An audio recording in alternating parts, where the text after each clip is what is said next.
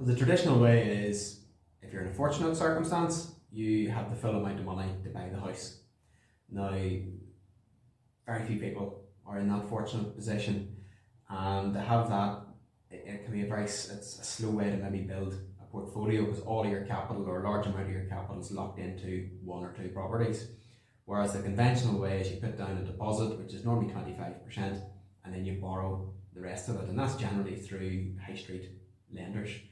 And it's on a buy-to-let mortgage. So when it's a buy-to-let mortgage, you have to factor in that your interest rate is slightly higher compared to if it was your own house that you were living in. So again, you have to factor that in to your costings. Is it something that you think that interest rates are going to stay, interest rates are going to stay for maybe 2 years, 3 years, 5 years? You're predicting that as well.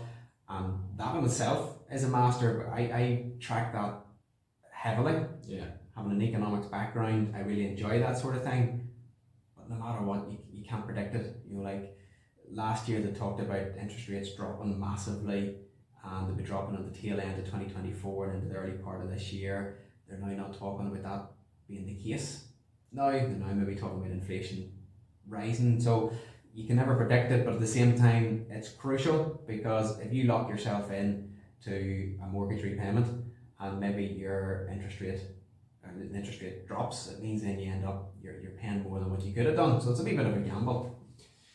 And I suppose probably when you look at that it's nearly every mortgage, when you're tying yourself in, is it what you can feasibly pay at the moment, or are you happy enough to pay this just so that you know that the rate is there so that if it does go up, you're not going to be paying even more?